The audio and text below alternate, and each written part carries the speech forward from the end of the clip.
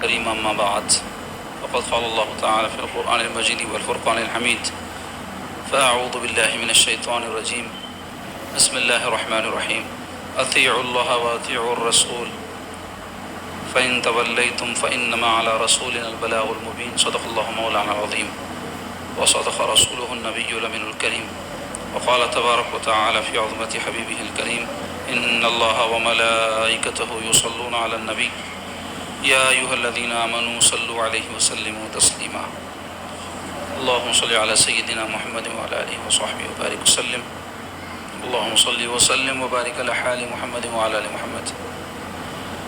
عزیزان گرامی السلام علیکم ورحمۃ اللہ وبرکاتہ. عزیزو، آج کے درس حدیث پاک میں ہم ایک بڑی زبردست اور بڑی خوبصورت حدیث پاک آپ کے سامنے بیان کریں گے، جس میں ہمارے آقا علیہ الصلوۃ والسلام نے 5 باتوں کی نصیحت فرمائی ہے، اور اس پر جو کوئی عمل کرے گا انشاءاللہ تعالی دنیا اور آخرت کی بے شمار خیر اور بھلائیاں وہ حاصل کر لے گا. تو پہلے آپ حدیث پاک کا عربی متن سماعت کر لیں، پھر ترجمہ اور تشریح بیان ہوگی. وعن ابی ہریرہ رضی اللہ تعالی عنہ قال قال رسول اللہ صلی اللہ علیہ وسلم من یأخذ عنی هؤلاء الکلمات فیعمل بہن او يعلم من يعمل بهن قلت انا یا رسول اللہ فاخذ بیدی فعد 5 فقال اتق المحارم تكن اعبد الناس وارض بما قسم الله لك تكن اغنى الناس واحسن الى جارك تكن مؤمنا واحب للناس ما تحب لنفسك تكن مسلما ولا تكثر الضحك فإن كثرة الضحك تميت القلب رواه احمد والترمذي وقال هذا حديث غريب. یعنی امام احمد بن حنبل، امام ترمذی رحمۃ اللہ علیہ نے اس حدیث پاک کو اپنی کتابوں میں نقل کیا ہے. ترجمہ حدیث پاک ہے. حضرت ابو ہریرہ رضی اللہ تعالیٰ عنہ سے روایت ہے، رسول اللہ صلی اللہ علیہ وسلم نے فرمایا، کون ہے جو مجھ سے یہ چند باتیں لے کر ان پر عمل کرے گا یا اسے سکھائے جو ان باتوں پر عمل کرے گا. میں نے عرض کیا، یا رسول اللہ صلی اللہ علیہ وسلم، میں یعنی عمل کروں گا اور دوسروں کو سکھاؤں گا. تو آپ صلی اللہ علیہ وسلم نے میرا ہاتھ پکڑا، پھر 5 چیزیں شمار کی. فرمایا، حرام چیزوں سے بچو، تم لوگوں میں بہت بڑے عبادت گزار ہو جاؤ گے. اللہ تعالیٰ نے تمہاری قسمت میں جو لکھ دیا ہے اس پر راضی رہو، تمام لوگوں سے زیادہ غنی ہو جاؤ گے. اپنے پڑوسی کے ساتھ حسن سلوک کرو، مومن ہو جاؤ گے. اور لوگوں کے لیے وہی چیز پسند کرو جو اپنے لیے پسند کرتے ہو، مسلمان ہو جاؤ گے. زیادہ نہ ہنسا کرو، کیونکہ زیادہ ہنسنا دل کو مردہ کر دیتا ہے. حضرت ابو ہریرہ اس حدیث کے راوی ہیں. وہ روایت کر رہے ہیں کہ حضور علیہ الصلوۃ والسلام ایک مرتبہ فرمائے کہ کون ہے جو مجھ سے چند باتیں لے کر ان پر عمل کرے یا اسے سکھائے جو ان باتوں پر عمل کرے گا. تو حضرت ابو ہریرہ جو اس حدیث کے راوی ہے وہ کہتے ہیں، میں عرض کیا کہ یا رسول اللہ میں کرتا ہوں ایسا. تو اس سے معلوم ہوا کہ صحابہ کرام خیر اور بھلائی کے حاصل کرنے کے کتنے حریص تھے. اور جہاں تک 5 باتیں یاد رکھنے کا معاملہ ہے تو حضرت ابو ہریرہ ان صحابہ میں سے ہیں جن کو سب سے زیادہ حدیث حضور کی یاد تھی. یہ اس واسطے کہ اللہ تعالیٰ نے ان کا حافظہ غیر معاملی رکھا تھا. صحابہ میں ہر ایک صحابی کا اپنا ایک انداز ہے، اور حضرت ابو ہریرہ رضی اللہ عنہ کی خصوصیت یہ ہے کہ وہ بڑے ذہین صحابی تھے. حضور پاک صلی اللہ علیہ وسلم کے ارشادات سننا اور اس کو یاد رکھنا ان کا مشغلہ، شوق اور زندگی کا مقصد تھا. تو وہ عرض گزار ہو، یا رسول اللہ میں جو ہے عمل بھی کروں گا انشاءاللہ اور دوسروں کو بھی پہنچاؤں گا جو اس پر عمل کرے. تو حضور صلی اللہ علیہ وسلم ان کا ہاتھ پکڑ لیا. تو اس سے معلوم ہوا کہ نصیحت اور کوئی اچھی بات بتانے کے آداب کیا ہوتے ہیں. جھڑکنا، ڈانٹنا اس صورت میں ہو جب بندے کو محسوس کر لیں کہ یہ محبت سے نہیں سمجھ رہا ہے، تب اس کو تنبیہ کے لیے ڈانٹے. لیکن ہمارے پاس کیا ہوتا ہے، کسی کو اچھی بات بتانا ہے تو ڈانٹنے سے شروعات ہوتی ہے، یعنی الٹا. تو بجائے اس کے کہ وہ اس بات کو سمجھے، قبول کرے، وہ اس سے دور ہو جاتا. آج کل ہم دیکھ رہے ہیں کہ مسلمان نوجوان لڑکے اور لڑکیوں میں بہت ساری برائیاں پیدا ہو رہی ہیں. تو ہمارے کئی نوجوان جذبات میں آ کے وہ لڑکے اور لڑکیوں کے ساتھ دست درازی، گالی گلوچ، مار پیٹ، اس طرح کی حرکتیں کر رہے ہیں، جس سے کیا ہو رہا ہے کہ بجائے اس کے کہ وہ سدھریں اور بگڑ جائیں. جیسے کئی نوجوان لڑکیاں ہیں غیر مسلم بچوں کے ساتھ، جو بہت بڑا آج کل مسئلہ ہے مسلمانوں کو درپیش. لیکن کوئی بھی یاد رکھو، مسئلہ جو پیدا ہوتا ہے ایسے ہی کھٹ سے ایک گھنٹے ایک دن میں نہیں ہوتا. ایک زمانے کی خرابیاں ہوتی ہیں جو بہت زیادہ بڑھتی ہیں، تب ہم کو نظر آتی ہیں. یہ چیزیں بہت عرصے سے مسلمانوں کو درپیش تھی، لیکن جیسی توجہ کرنی تھی خاص طور پہ عوام الناس، اور ان میں بھی ماں باپ نے نہیں کی. علماء وغیرہ تو بولتے رہتے تھے، آج سے نہیں، برسوں سے، ہم بچپن سے سن رہے ہیں. علماء مشائخ اپنے جو ہے مسلمان عوام کو آگاہ کرتے رہتے تھے کہ دیکھو بچے ایسے ہو جا رہے ہیں، بچیاں ایسے ہو جا رہے ہیں، ان کی طرف توجہ کرو. خالی کھلا دینا پلا دینا کافی نہیں ہے، ان کو ان کی اچھی تربیت کرنا، ان پہ نگاہ رکھنا، ان کے پیچھے لگے رہنا، ان کی صحبتوں پہ نظر رکھنا، ان کے معمولات پہ نظر رکھنا. تو برسوں کی جو کوتاہیاں ہیں اس کا یہ نتیجہ ہے. تو مختصر یہ کہ ایسی حرکتیں جب دیکھتے ہیں ہمارے نوجوان، تو جن کے اندر ذرا حمیت ہوتی ہے دین کی، تو وہ کیا کر رہے ہیں، گالی گلوچ، مار پیٹ کر رہے ہیں. ایسا کرنے سے ہرگز وہ لوگ سدھریں گے نہیں. اس کے لیے ضروری ہے نرمی کے ساتھ ان کو کاؤنسلنگ کی جائے، اور اس طرح کے معاملات کرنے سے آگے چل کر کے ان کو کیا مسائل ہوں گے، کیا زندگی میں پریشانیاں ہوں گی. دین کے حوالے سے وہ سمجھنے تیار نہیں، اس واسطے کہ دین داری اگر ہوتی تو وہ یہ حرکت کرتی نہیں. دنیاوی اعتبار سے کم از کم ان کو سمجھایا جائے کہ اس قسم کے جو تعلقات ہوتے ہیں وہ ہمیشہ نقصان میں مبتلا کرتے ہیں. اسی طرح ہمارے مسلمان نوجوان لڑکے بھی بے حیائی اور بےہودگی کے کئی کاموں میں مبتلا ہیں. بچیوں کو کیا آپ جو ہے قصوروار ٹھہرا رہے ہیں. مسلمان لڑکے، مسلمان کئی مرد، عمر رسیدہ کئی مرد کیا ایسے حرکتوں میں مبتلا نہیں ہیں. کئی مسلمان نوجوانوں کے، مسلمان عمر رسیدہ مردوں کے ناجائز تعلقات ہیں. کسی کی ماں بہن بیٹی کے ساتھ ان کی بری نیتیں ہیں. کئی ایسے واقعات روز ہوتے رہتے ہیں. تو برائی تو برائی ہے، لڑکا کرے لڑکی کرے، لڑکی کے لیے الگ برائی ہے، لڑکے کے لیے الگ ہے. کیا ایسا کچھ بھی نہیں ہے، برائی برائی ہے. تو سمجھانے کی ضرورت ہے، کاؤنسلنگ کرنے کی ضرورت ہے، اور ان کو اچھی طریقے سے نصیحت کرنے کی ضرورت ہے. جیسے سرکار کیا کی، ان کا ہاتھ پکڑ لیے حضرت ابو ہریرہ رضی اللہ عنہ کا. تو اب کوئی نصیحت کرنے والا کسی کا ہاتھ پکڑ لے تو کتنی محبت آپس میں ایک تعلق قلبی پیدا ہو جاتا ہے. غور کرو، مرشد اپنے مرید کا کبھی ہاتھ پکڑ لے، اس کے کبھی کندھے پر ہاتھ رکھ دے، اس کے سر پر کبھی ہاتھ رکھ دے، کیسے دل کی کیفیت ہو جاتی، بات سیدھا سینے میں اتر جاتی. تو پیارے آقا علیہ الصلوۃ والسلام اپنے دست اقدس میں ان کا ہاتھ دے لیا ابو ہریرہ رضی اللہ عنہ کا. پھر حضور حضرت ابو ہریرہ کہتے 5 چیزیں گنوائے. پہلی چیز، حرام چیزوں سے بچو. اب حرام چیزاں بول تو 4-5 چیزاں مسلمانوں کو معلوم اور سمجھتے بس اس سے بچ گئے. تو سور کا گوشت، ارے بہت برا رہتا ہے، اس کو جتنا حرام سمجھتے اتنا حرام کسی کو بھی نہیں سمجھتے. حالانکہ غیبت اور سور کا گوشت حرام ہونے میں دونوں برابر ہے. لیکن غیبت کو اتنا برا نہیں سمجھ کے روزانہ کھاتے رہتے. یہ مسلمان بھائی کا گوشت موٹی بات ہے. قرآن میں آیا ہے کہ کوئی کسی کی غیبت کرتا ہے تو اپنے بھائی کا گوشت کھاتا ہے. تو ایک انسان کا گوشت کھانا برا ہے، سور کا گوشت کھانا برا ہے. انسان کا گوشت، کیونکہ انسان کا گوشت کوئی نہیں کھاتا. آدم خور کو اچھا سمجھتے ہیں کیا کوئی؟ تو اتنی برا ہے نا، لیکن نہیں سمجھتے نا، کیا کرتے، غیبتیں کرتے. اور ایسے ہی کئی ہیں جو دیگر چیزوں کو اپنے طور پہ حرام سمجھ لیے، باقی دوسرے کئی حرام چیزوں میں مبتلا ہیں. بے حیائی حرام نہیں ہے، جھوٹ حرام نہیں ہے، بے ایمانی حرام نہیں ہے، بددیانتی حرام نہیں ہے، کسی کا دل دکھانا، کسی پہ ظلم کرنا حرام نہیں ہے. سب حرام ہے، اس کو حرام ہی نہ سمجھتے. تو اپنی اپنی لسٹ بنا لیے لوگ. اللہ رسول کی بنائی ہوئی کیا لسٹ ہے معلوم رہنا حرام میں. تو حرام کھانے پینے کی چیزوں میں بھی ہے، حرام گفتگو میں بھی ہے، حرام معاشرے کے کئی چیزوں میں ہے، بے پردگی وغیرہ یہ سب چیزیں معاشرے سے متعلق ہے. کسی کی دعوت میں فری میں جا کے کھا لینا بغیر دعوت کے حرام ہے.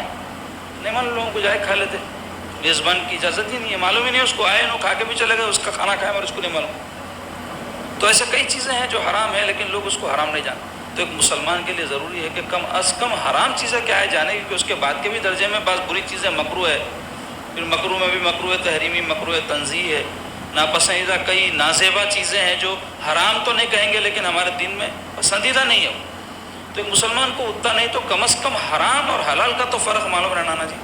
آمدنیوں میں کیا کیا چیزیں حرام ہے، کون سے آمدنی سے آدمی اگر حاصل کرے کچھ تو وہ اس کے لیے جائز نہیں ہے. جو بھی پیشے سے ہم وابستہ ہیں پتہ ہونا ہم کو کہ یہ پیشے سے ہم وابستہ ہیں اور یہ پیشے کے تحت ہم کو یہ چیزیں حرام ہیں. اس طریقے سے ہم مال نہیں حاصل کر سکتے. معاشرے کے اندر، اخلاق کے اندر کئی چیزیں حرام ہیں، غیبت حرام، حسد حرام، حب دنیا حرام، حب مال حرام، بخل کنجوسی حرام. معلوم مبتلا ہے اس میں، تو اس سے نہیں بچتے. تو سرکار فرما رہے ہیں کہ عبادت گزار صرف ظاہری طور پہ نماز پڑھنے روزہ رکھنے والے کو نہیں کہتے بلکہ حرام سے اجتناب کرنے والے کو کہتے. کیا فرمائے سرکار؟ حرام چیزوں سے بچو، تم لوگوں میں بہت بڑے عبادت گزار ہو جاؤ گے. یعنی عبادت قبول ہوئی تو عبادت گزار ہوں گے نا. کوئی آدمی حرام میں مبتلا رہتے ہوئے لاکھ عبادتیں کر لے، قبول ہی نہیں ہوتی، تو محنت کر کے اپنی خالی ضائع کر لے رہا ہوں، محنت اجر نہیں ملتا اس کو. جیسے ایک آدمی کو جانا ہے بمبئی کو، انہیں جا رہا بنگلور کے راستے پہ، 10 سال تک بھی چلتے رہا تو بمبئی پہنچتا. میں بہت محنت کر رہا ہوں، میں 10 سال سے چل رہا ہوں. 10 سال نے 100 سال چلو تم، مگر منزل کو تو نہیں پہنچتا. تو ایسا ہی ہے، ایک آدمی بہت عبادت کر رہا، نمازاں پڑھ رہا، روزے رکھ رہا، تلاوت کر رہا، ذکر کر رہا، اور بھی جو کام عبادت سمجھتے ہیں وہ سب کر رہا، لیکن حرام سے نہیں بچ رہا. تو جانا ہے اس کو بنگلور کو، جا رہا انہیں بمبئی کو، کتنا بھی محنت کر لے منزل نہیں ملتی، بنگلور نہیں آتا. یہ بات ذہن میں رکھنا. تو اس کی بڑی اہمیت ہے ہمارے دین میں. کئی لوگ حرام حلال کے حوالے سے بڑے جو ہے سست اور بڑے جو ہے غیر ذمہ دار رہتے. ایک مسلمان بھلے بہت زیادہ نفل عبادت نہ کرے، بہت زیادہ دین کا کوئی کام نہ کرے، لیکن کم از کم 5 وقتہ نمازیں اور جو فرائض عبادت کے ہیں وہ کرتے ہوئے حرام حلال کا فرق کر لے کے حرام سے بچ جائے، انہیں نیک آدمی ہے، بہت نیک آدمی ہے. دوسری چیز فرمائے سرکار، اللہ تعالیٰ نے تمہاری قسمت میں جو لکھ دیا ہے اس پر راضی رہو. اللہ قسمت میں جو لکھا اس پر راضی رہنے کو بولتے ہیں اصطلاح میں قناعت. اور قناعت جو ہے لالچ کی ضد ہے. لالچ بول تو عربی میں ہرس کو بولتے ہیں. ہرس بول تو بہت ہونا، بہت ہونا، آدمی کا دل نہ بھرے، اور ہرس بھی حرام ہے. لالچ ہماری زبان میں بولتے ہیں اس کو، عربی میں بولتے ہیں ہرس. تو قناعت کی عادت آج لوگوں میں ختم ہو جا رہی ہے، بالخصوص عورتوں میں. اور اس کی وجہ کیا ہے معلوم ہے؟ اس کا سبب کیا ہے؟ لالچ کیوں پیدا ہوتا؟ دوسروں سے اپنی زندگیوں کو کمپیئر کرنے سے پیدا ہوتا، دوسروں کی زندگیوں سے اپنے زندگی کا تقابل کرنے سے پیدا ہوتا. ان کے پاس یہ ہے، ان کے پاس وہ ہے، ان کے پاس وہ ہے، میرے پاس نہیں ہے. بجائے اس کے کمپیئر اس طرح کرنا کہ دوسروں کے پاس یہ نہیں ہے، میرے پاس یہ ہے. کسی کے پاس گھر نہیں ہے، اللہ مجھے دیا، بھلے ہی ذاتی نہ ہو، چھت تو ہے میرے سر پہ. کتنے ہیں جو اس دھوپ میں یا بارشوں میں اور سب قسم کے حالات میں سونے کے لیے، آرام کرنے کے لیے ان کو ایک چھت تک نہیں ہے سر کے اوپر، سڑکوں پہ پڑے ہوئے رہتے. بہت بڑے بزرگ گزرے، ان کا نام اس وقت ذہن میں نہیں آ رہا میرے کو. تو انہوں جو ہے ایک مرتبہ مسجد میں نماز پڑھنے کے لیے گئے. نماز پڑھ کے نکلے تو چپل چوری ہو گئی. تو 600-700 سال پہلے کے بزرگ ہیں انہوں. تو اس سے معلوم ہوا اس زمانے میں بھی چپل چورا رہتے تھے، ہر زمانے میں رہتے چورا. تو چپل چوری ہو گئی تو باہر نکل کے بڑا ملال ہوا ان کو کہ بھائی میری چپل چوری ہو گئی، چپل چوری ہو گئی. اب ننگے پاؤں باہر نکلے تو دیکھیے ایک آدمی بے ساکیوں کے اوپر جا رہا، ٹانگا نہیں ہے اس کو. تو اس کو دیکھتے دیکھتے خیال آیا حضرت کو، فوری اللہ کا شکر ادا کرے، بولے مولا میرے پاس چپل نہیں ہے تو کیا ہوا، ٹانگا تو ہے، میں پاؤں سے چل تو سک رہا ہوں، اس کے پاس ٹانگ بھی نہیں ہے. تو اچھے خیال والے لوگ اچھی سوچ رکھتے اور تقابل اچھے انداز میں کرتے. تو ایسا کرنے سے بندے کے اندر شکر گزاری پیدا ہوتی. دوسروں کے پاس یہ نہیں ہے، میرے پاس یہ ہے. کیونکہ دنیا میں ہم جو کچھ چاہتے ہیں وہ سب کس کو بھی نہیں ملتا. تو بہتر کیا ہے، جو ہمارے پاس ہے اس کا شکر کرو، دوسروں کے پاس وہ بھی نہیں ہے. کیونکہ اللہ تعالیٰ کسی کو کچھ چیز سے محروم رکھا تو کچھ چیز ضرور دیا ہے. آپ دیکھو، ایک موٹی مثال دیتا ہوں، کئی لوگ ہیں لکھ پتی کروڑ پتی، اولاد نہیں ہوں، ہر قسم کا علاج کرائیں پھر بھی اولاد نہیں ہو رہی. کئی غریب آدمی ایسے رہتے 10-10 بچے رہتے ہیں، ان کو کچھ علاج نہ مان لے جا، اللہ تعالیٰ نواز دیتا. تو اب وہ غریب کو دیکھو، اتنی بڑی نعمت ہے اولاد اس کی، جب اس کی عمر ڈھلتی ہے، جب بچے 10 بڑے ہو جائیں گے، لوگ کما کے کیسا اس کا خیال رکھیں گے؟ سوچو آپ. تو جو بھی تکلیف غریبی کی اٹھایا جوانی میں، بڑھاپے میں اس کا برا بدل ہو جاتا. تو اللہ تبارک و تعالیٰ کوئی چیز سے کسی کو محروم کرے تو کوئی دوسری چیز ضرور رہتی ہے اس کے پاس، مگر ہم کیا ہے شکر گزاری کرنے کی عادت نہیں ہے نا۔ ایک بزرگ تھے، ان کے پاس ان کے مرید صاحب آ کے اپنی غربت کا، اپنی مسکینی کا، مفلسی کا رونا روئے، حضرت ایسا ہوگا ویسا ہوگا، یہ نہیں ہے، نوکری نہیں ہے، فلاں نہیں ہے، اللہ نہیں ہے۔ تو حضرت سن کے بولے ہو بابا تو بہت غریب پریشان مفلس دکھ رہا ہے، کام کریں گے تیرے آنکھاں بیچ دیں گے 2 لاکھ روپے آتے بولے۔ تو بولے حضرت آنکھاں چلے جائیں گے تو میں دیکھوں گا کیسا؟ تو بولے جان دے کان بیچ دیں گے 50-50 ہزار روپے میں تو بھی جاتی ہوں گی۔ تو بولے کانا بیچ دیں گے تو سنوں گا کیسا میں؟ تو ایک ایک عضو کا نام لینے لگے، یہ بیچیں گے۔ اس کے بعد میں کیلکولیشن کر کے بولے لاکھوں روپے کی چیزیں فری میں تیرے پاس ہے، کبھی اس کا شکر ادا کرا؟ یہ نہیں ہے وہ نہیں ہے، بلکہ مفلسی کا رونا رو رہا۔ اچھے برے حالات تو زندگی میں چلتے رہتے۔ تو اس سے یہ سرکار کی بات سے، اس ارشاد پاک سے ہم کو کیا معلوم ہوا؟ قناعت اختیار کرنا زندگی میں۔ اللہ جس حال میں رکھا مولا تیرا فیصلہ ہے، یہ انسان کا اپنا حال اس کا اختیار نہیں ہے، اللہ کا فیصلہ ہے۔ یہ بات ذہن میں رکھو۔ کسی آدمی کا کالا ہونا اس کے اختیار میں ہے کیا؟ اللہ کا فیصلہ ہے۔ کسی کا گورا ہونا اللہ کا فیصلہ ہے۔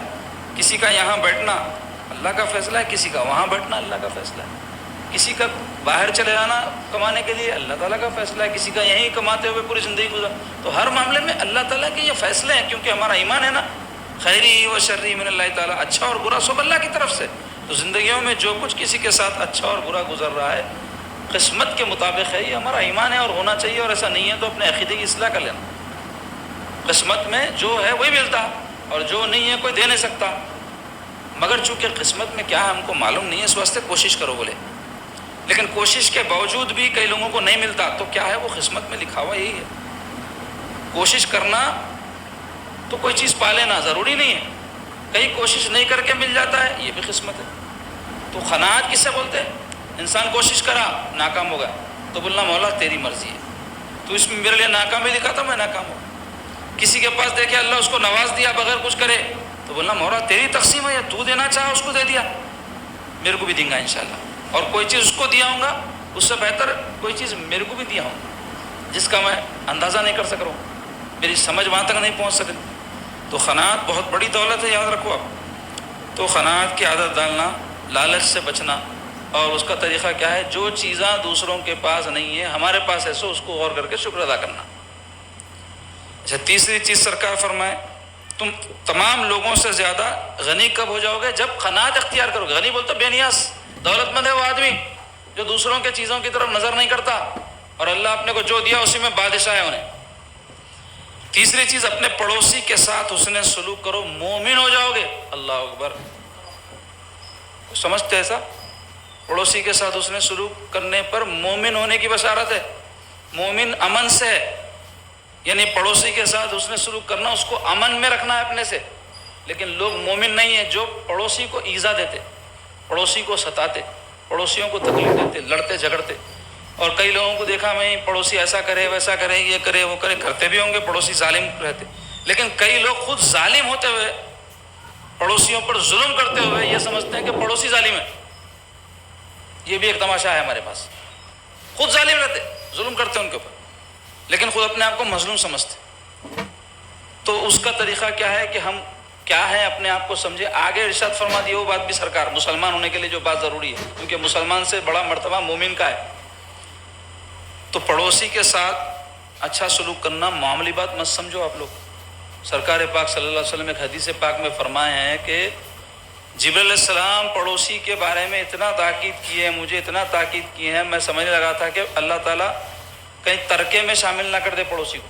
ترکہ بولتے ہو کوئی آدمی مر گیا تو اس کا حصہ بڑھتا نہیں بیوی بچوں کو، تو ویسا بانٹنے کے وقت پڑوسی کا بھی حق نہ نکال دیں اللہ تعالیٰ، ایسا خیال ہونے لگا مجھے۔ لیکن ویسا حکم نہیں آیا، مگر تاکید باقی رہی کہ پڑوسی کے ساتھ حسن سلوک کرو۔ کیسا صحابہ کرام اپنے پڑوسیوں کا خیال کرتے تھے۔ دیکھو آپ، ایک صحابی کے پاس جبکہ پورا شروع میں اسلام کے مدینہ شریف میں غربت کا زمانہ تھا، کیونکہ مکے سے ہجرت کر کے صحابہ مدینے کو آئے تھے نا، تو وہاں ان کے اپنے ذاتی گھر بار نہیں تھے، کاروبار نہیں تھے، اور مفلسی کا عالم تھا، بہت تکلیف کی زندگی تھی۔ کیا کیا قربانیاں دی صحابہ کرام اسلام کی خاطر، سرکار کی خاطر، اللہ اکبر، اس کا ہم اندازہ بھی نہیں کر سکتے۔ آج مزے سے فینوں کے نیچے، اے سیوں کے اندر بیٹھ کے اسلام کے اوپر عمل کر رہے ہیں، تو بھی روتے روتے کر رہے ہیں۔ تو احسانات ہیں ان ہستیوں کے ہم پر جو اسلام ہم تک پہنچا۔ تو وہ صحابی کے پاس کوئی گوشت کا ہدیہ بھیجے، تو ان کو خیال آیا میں کھا لوں گا تو پڑوسی کھایا ہے کہ نہیں کی، لہٰذا وہ کیا کرے، گوشت کو اپنے پڑوسی کے پاس بھیج دیا، حالانکہ خود ضرورت مند تھے، بھوکے تھے، اپنی ذات پر ترجیح دی اس کو بولتے ایثار۔ ایثار بولتے اپنے کو ضرورت ہوتے ہوئے دوسرے کو دے دینا، یہ بہت بڑی صفت ہے۔ آج یہ مسلمانوں میں نئے ہونے سے ایک دوسرے کے گریبانہ پکڑنا، چھیننا، لڑنا، یہ سب ہے۔ جس آدمی کے اندر ایثار کا جذبہ ہو، اپنے کو ضرورت ہے دوسرے کو دے رہا، انہیں جھگڑتا جو کوئی بات کے اوپر کسی سے، تو خیر انہوں بھیج دیے۔ تو ان کے پڑوسی بھی ان کے پڑوسی تھے، وہ صحابی تھے، انہوں اپنے پڑوسی کا خیال کر کے بازو بھیج دیے۔ ایسا ہوتے ہوا تھے وہ گوشت کا ٹکڑا پھرتے پھراتے پہلے صحابی کا نہیں چاہ گیا۔ اللہ اکبر، اندازہ لگا ہوا کیسا ایثار ہے، کیسی ان کی شان ہے۔ تو ایسا پڑوسیوں کا خیال کرتے تھے۔ ایک بزرگ تھے، حدیثیں لکھتے تھے، اس زمانے میں ڈبا کے لکھنے کے خلما رہتے تھے، لکھتے تھے۔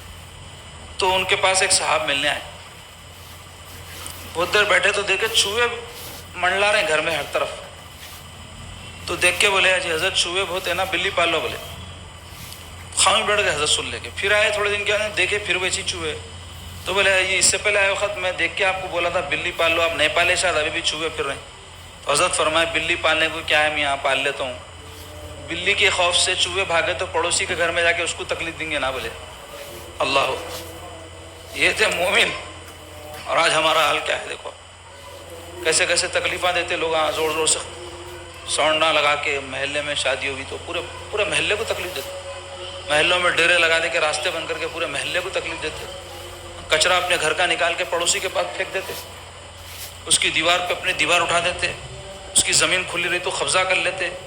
کیا ہمارے مسلمانوں کے محلوں کی بات کروں میں، اب غیر مسلموں سے ہم کو کیا بحث ہے بھائی؟ اب ایسا سب کرنے سے ہم اللہ تعالیٰ یہ غیر مسلموں کو مسلط کر دیا عذاب کی صورت میں، ہم سمجھ رہے ہیں جہاں ہمارا کردار اخلاق ختم ہو گیا، ہمارا وزن ختم ہو گیا، ہمارا وزن اسلام کا دنیا میں جو وزن ظاہر ہوا تھا، جو وزن جو پڑا تھا دنیا پہ، وہ اعلیٰ اخلاق کی وجہ سے تھا۔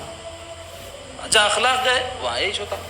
قسمیں کھاتے تھے مسلمانوں کے، اخلاق کی معلوم ہونا چاہیے۔ اب میرے کو یاد ہے 30-35 سال پہلے پرانی بات ہوں گی، محلے میں ایک کوئی مولوی قسم کا آدمی رہا تو غیر مسلموں میں کچھ بھی اختلاف ہو تو مولوی صاحب کو بلا کے لاؤ بھائی بولتے تھے، ان سے پوچھیں گے انہوں کیا بولے ویسا کریں گے بولتے۔ آج کیا کیا بول رہے ہیں مولویوں کو، آج کیا کیا بول رہے ہیں مسلمانوں کو، لوگ نکل جاؤ ملک سے، ہمارے قتل کر دینا ہے لوگوں کو، سب جو آپ کے سامنے بہت دیکھ رہے ہیں نا سوشل میڈیا، تو ثواب جاریہ ہے سب کے لیے، ایسا دیکھ رہے ہیں سوشل میڈیا۔ جتنا قرآن نہیں پڑھتے ہوں گے، جتنا حدیث کی کتاب مطالعہ دین کی کتابوں کا کبھی نہیں کرتے ہوں گے، اس سے زیادہ سوشل میڈیا دیکھ رہے ہیں۔ اس واسطے کچرا بہت بڑھ جا رہا، ذہن میں سکون ختم ہو جا رہا۔ تو سرکار فرمائے اپنے پڑوسی کے ساتھ اس نے سلوک کرو، مومن ہو جاؤ گے، اور لوگوں کے لیے وہی چیز پسند کرو جو اپنے لیے پسند کرتے ہو، مسلمان ہو جاؤ گے۔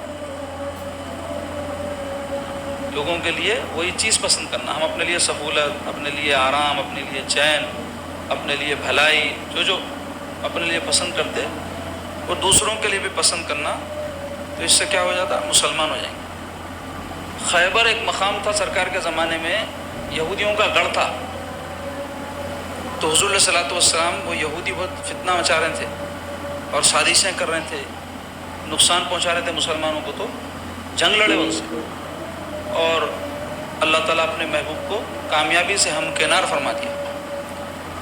اس کے بعد سرکار پاک صلی اللہ علیہ وسلم کیا کرے بولے، تو یہود وہیں رہتے تھے، تو ایک آپ کو اپنے صحابی کو وہاں پر ذمہ دار بنا دیا، اور یہود کو یہ معاہدہ کرے اور ان سے یہ صلح ہوئی کہ وہ لوگ وہاں رہ کے کھجور کی فصلیں وغیرہ بہت ہوتی تھیں وہاں، وہ پوری فصل اگائیں گے، تو ان کی محنت کے عوض میں جب فصل نکلیں گی آدھی انہوں لے لینا، آدھی مسلمانوں کو دے دینا، کیونکہ زمین مسلمانوں کی ہے، محنت ان کی ہے۔ تو اپنے دشمن کے ساتھ بھی حضور علیہ الصلوۃ والسلام ایسا سلوک فرماتے تھے۔ دیکھو تو یہ طے ہو گیا، اب پہلی فصل نکلی جناب، تو وہ پوری فصل کو جمع کر کے 2 حصے کر دیے۔ تو اب مسلمانوں کے جو وہاں ذمہ دار تھے، امیر تھے، ان کو اختیار تھا کون سا بھی ایک حصہ لے سکتے تھے 2 میں سے۔ انہوں یہود کے ذمہ دار کو بلا کے فرمایا یہ دونوں میں سے تیرے کو جو پسند ہے پہلے وہ لے لے، دوسرا حصہ ہم لے لیں گے۔ یہ ہے مسلمان، اپنے لیے جو پسند کرتے ہیں اپنے مومن بھائی کے لیے بھی پسند کرنا، لوگوں کے لیے وہ پسند کرنا جو اپنے لیے پسند، اور اپنے لیے جو ناپسند کرتے ہیں وہ دوسروں کے لیے ناپسند کرنا، یہ مسلمان ہونے کی علامت ہے۔ کوئی ولی نہیں، ولی ہونے کے لیے تو اور بڑی بڑی چیزیں ہیں. تو ہم مسلمان ہیں کیا دیکھ لینا اپنے آپ کو، یہ جو باتیں میرے سرکار فرمائے، اور مومن ہے کیا دیکھ لینا اپنے آپ کو، یہاں جو باتیں حضور علیہ الصلوۃ والسلام ہمارے لیے ارشاد فرما رہے ہیں. آخری بات سرکار فرمائے زیادہ نہ ہنسا کرو، کیونکہ زیادہ ہنسنا دل کو مردہ کر دیتا ہے. یہ بات بھی ہمارے اندر خرابی کی آ گئی. لوگ مسلمان کامیڈی شو دیکھ رہے ہیں، کبھی کبھار کوئی بات کے اوپر انسان طنز و مزاح کرے، ہمارے پاس منع بھی نہیں ہے، لیکن چھچورا پنا اور گھنٹوں بیٹھ کے کامیڈی شو دیکھنا اور ہنسنا، خوب ہنسنا، آدمی غیر سنجیدہ ہو جاتا ہے. اس سے بہت زیادہ ہنسنے سے دل مردہ ہو جاتا ہے. دل مردہ ہونے سے کیا ہوتا ہے؟ عبادت کی لذت نہیں آتی. جو عبادت کی لذت سے محرومی ہے، اس کی وجہ یہی ہے کہ لوگ بہت زیادہ خوش رہنا چاہ رہے ہیں. مسلمان خوش رہنا نہیں چاہتا، بلکہ اللہ رسول کو خوش کرنا چاہتا. مسلمان یہ تک کون سی بات ہے، کون سا کام ہے جس سے اللہ رسول خوش ہوتے؟ اپنے آپ کو خوش کر لینا کون سے کمال کی بات ہے جی؟ شادی دھوم سے کیوں کریں؟ ہماری خوشی ہے. کہتے آپ کی خوشی کیا؟ آپ کیا یہ فلاں کام کیوں کرے؟ اس میں ہماری خوشی ہے. اپنی خوشی کا کب تک خیال کریں گے؟ دوسروں کی خوشی کا دیکھو، کسی اور کو خوش کرنے کی کوشش کرے، ماں باپ کو خوش کرے، بھائی بہن کو خوش کرے، پڑوسیوں کو خوش کرے، مسلمانوں کو خوش کرے. اللہ رسول کو خوش کرنے کا سوچے، کیا بات پہ اللہ رسول خوش ہوتے؟ اپنی خوشی کا دیکھیں خالی اپنی خوشی کا. کتنی بری بات ہے، سوچو آپ. تو زیادہ جو ہے ہنسنا دل کو مردہ کرتا. سرکار پاک صلی اللہ علیہ وسلم کے زمانے میں بھی طنز و مزاح ہوتا تھا، شائستہ، اور کوئی اس میں جھوٹ نہیں ہوتا تھا، کسی کی دل آزاری نہیں ہوتی تھی، کوئی خلاف واقعہ بات نہیں ہوتی تھی، کوئی لغو بات نہیں ہوتی تھی. کئی باتیں ہنسی مذاق کی ایسی ہوتی ہیں جو خلاف واقعہ ہوتی، جھوٹ بولتے لوگ، یا کسی کو نشان ملامت بناتے، اس کے نام سے جو مذاق کرتے، اس کی عزت اتارتے، کسی کی آوازیں نکال کے کرتے، کسی کی شخصیت کے اندر کی کچھ حرکتیں لے کے اس پہ مذاق اڑاتے. یہ سب منع ہے ہمارے دین میں، اور زیادہ ہنسنا ہی منع ہے. کوئی ہنسی کی بات پہ انسان ہنسے منع نہیں ہے. کوئی ہنسی کی بات کرے، طنز کرے، یعنی مزاح کرے، طنز بھی نہیں. طنز بولتے کسی کو مذاق کا موضوع بنانا، تو وہ تو منع ہے، لیکن مزاح کرنا اور ہنسی کی کوئی بات کرنا منع نہیں. رسول اللہ صلی اللہ علیہ وسلم کے زمانے کے کئی واقعات ہیں. ایک مرتبہ حضور پاک علیہ الصلوۃ والسلام نماز کے لیے تشریف لے جا رہے تھے. ایک عورت آئی، آ کے بولی یا رسول اللہ میں جنت میں جاؤں گی کیا؟ جس سے آپ اندازہ لگاؤ ان لوگوں کو معلوم تھا، حضور کو معلوم ہے کون جنت میں جائیں گا کون نہیں جائیں گا. تو عورت بولی یا رسول اللہ میں جنت میں جاؤں گی. تو حضور فرمائے بڑھیا، بوڑھی تھی انہیں، تو جنت میں نہیں جائے گی. چلے گئے سرکار. اب بوڑھی یہ سن لی تو رونا شروع کر دی. اس کو معلوم حضور بولے بات کہاں سے جاتے، رو رہی. سرکار نماز پڑھ کے آئے تک روتی بیٹھی ہوئی ہے وہیں چبوترے پہ. تو سیدہ عائشہ صدیقہ رضی اللہ تعالیٰ عنہ عرض گزار ہوئی یا رسول اللہ کیا بولتی بوڑھی کو؟ آپ بول کے گئے بات سے رو رہی، دیکھو آپ. حضور فرمایا میں کیا بولا؟ انہیں پوچھی میرے کو جنت میں جاؤں گی. حضور فرمایا میں بولا اس کو بوڑھی جنت میں نہیں جائے گی. میں سچ بولا، اس واسطے کہ جو بھی جنت میں جائیں گے جوان کر کے بھیجے جائیں گے. بوڑھے لوگ جنت میں سب جوان لوگ رہیں گے، کیونکہ لذتوں کا تعلق جوانی سے ہے نا. آدمی بوڑھا ہوا ہے تو کھائے تو مزہ نہیں آتا، دادا چلے جاتے پورے، بولے تو یوں جی بول کے سنتا، کمزوریاں آ جاتے نا. تو جوان آدمی رہا تو مزے سب لے سکتا. تو جنت میں جوان رہیں گے، تو بوڑھوں کو بھی جوان کر کے بھیجا جائے گا. تو ایسا مزاح تھا حضور کے زمانے کا. اور بھی کئی ایسے واقعات ہیں، انشاءاللہ پھر کسی موقع پر سناؤں گا. تو اس حدیث پاک سے ہم کو 5 باتیں جو معلوم ہوئی اس کو ذہن نشین رکھنا، کوشش کرنا چاہیے ہم کو اس پہ عمل پیرا ہونے کے لیے. اللہ تبارک و تعالی ہم سب کو نیک توفیق عطا فرمائے اور اپنے پیارے آقا علیہ الصلوۃ والسلام کی اتباع کرنے کی توفیق بخشے.